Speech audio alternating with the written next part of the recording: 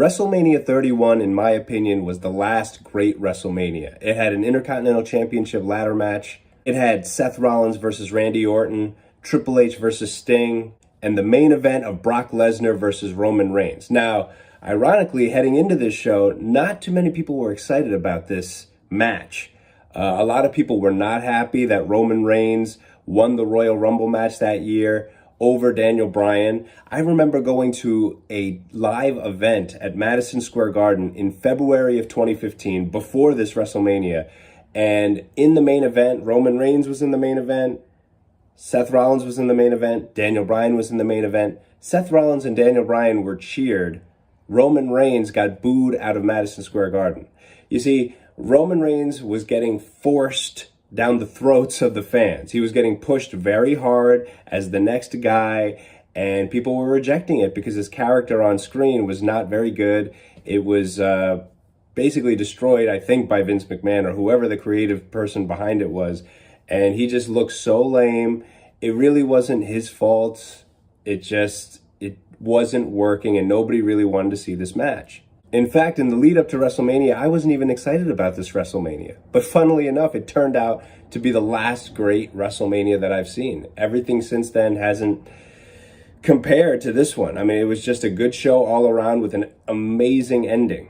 So Brock Lesnar and Roman Reigns make their entrances, and I just have to say that the aesthetic quality of this WrestleMania was amazing. It's like the sun is about to come down, and Roman Reigns and Lesnar are making their entrances, and fireworks are going off, and it looks so cool. And they shoot the crowd so well, so it looks like a big fight and a major event. Extremely well done compared to WWE productions of today. Extremely good. They don't have those silly graphics coming over the entrance when the guys come out. I hate those things, those superimposed graphics. They didn't have that.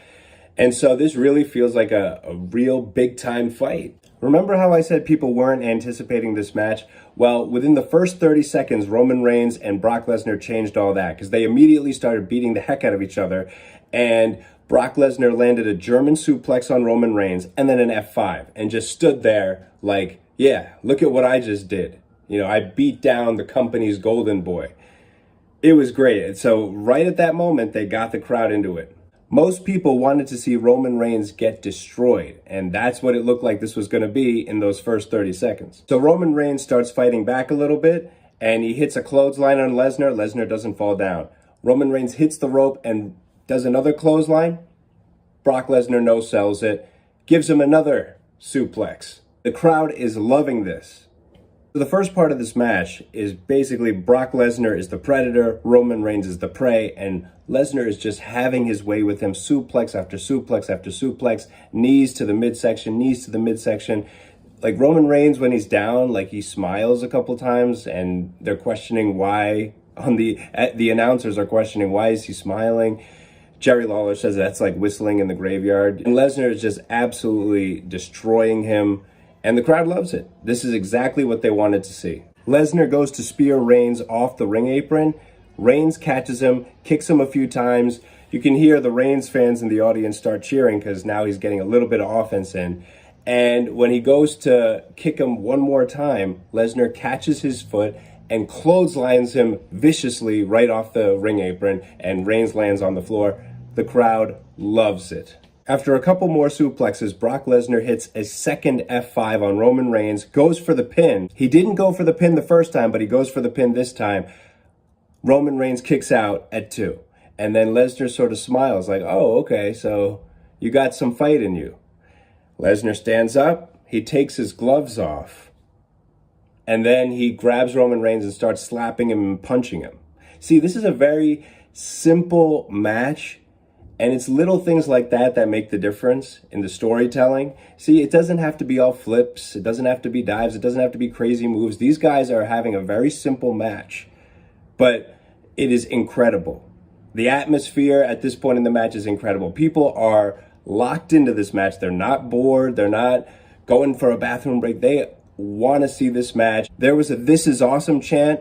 These guys know what they're doing, and they're showing that less is more in wrestling. Lesnar does a couple of more suplexes and then hits a third F5 on Roman Reigns, goes for the pin. Roman Reigns kicks out at 2. Now Lesnar shows some frustration on his face, like he can't believe this guy just kicked out after a third F5. They go outside the ring, and Brock Lesnar picks up Roman Reigns to throw him into the turnbuckle post, but Roman Reigns reverses it, pushes Lesnar into the post. Lesnar hits his head, busted open, he's bleeding. He gets back in the ring. He's almost counted out, but he gets in by the count of 9. And then that's where the tide turns. Roman Reigns hits multiple Superman punches, multiple spears, and then he goes for a pin.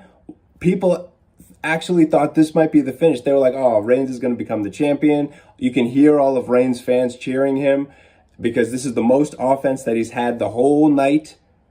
And then Lesnar kicks out.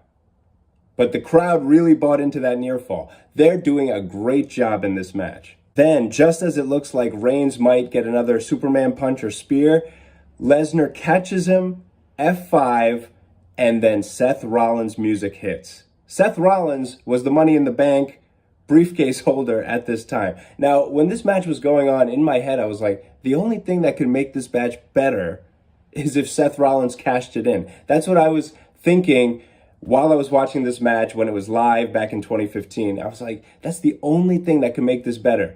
And boom, he comes out, he cashes in the briefcase. Now this is a triple threat match. I mean, you cannot ask for anything more from a WrestleMania main event. This thing is amazing.